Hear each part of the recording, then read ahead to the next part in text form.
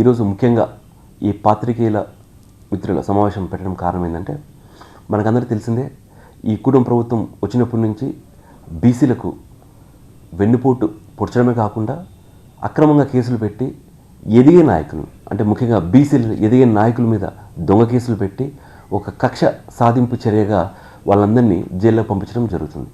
ఇందులో భాగంగానే మన బీసీలందరం, ముఖ్యంగా వైఎస్ఆర్సీపీ పార్టీ బీసీ మాజీ మంత్రులు కావచ్చు, ఎమ్మెల్యేలు కావచ్చు, రాజ్యసభ మెంబర్లు కావచ్చు, ఎమ్మెల్సీలు కావచ్చు, కార్పొరేషన్ చైర్మన్లు కావచ్చు, ఎస్సీసీ మెంబర్స్ కావచ్చు, సిఈసీ మెంబర్స్ అందరం కలిసి ఈ నెల 9వ తారీఖు ఒక సమావేశం ఏర్పాటు చేసుకొని, దాని తర్వాత జోనల్ వైజ్ మీటింగ్ కావచ్చు, డిస్టిక్ వైజ్ మీటింగ్ కావచ్చు, అక్కడి నుంచి కాన్స్టిట్యున్సీ వైజ్ మీటింగ్ ఎలా చేయాలి, ఈ బీసీల అక్రమ కేసుల పైన లేకపోతే ఈ బీసీల పైన జరుగుతున్న దాడుల గురించి చర్చించి ఒక ప్రణాళికను సిద్ధం చేసుకొని పోవాలనే ఉద్దేశంతో ఈ నెల 9వ తారీఖు మీటింగు ఏర్పాటు చేయడం జరిగింది. అది మీకు అందరికీ తెలిసిందే.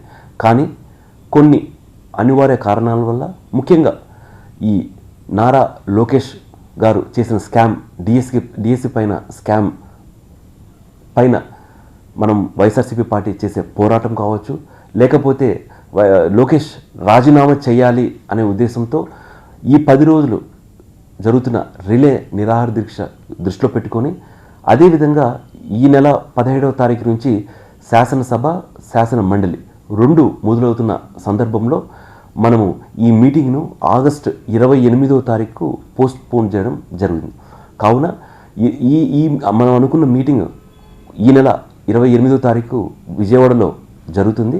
దానికి సంబంధించిన పూర్తి వివరాలు వచ్చే వారం మీకు అందరికీ మళ్ళీ తెలియజేయడం జరుగుతుంది. Thank you.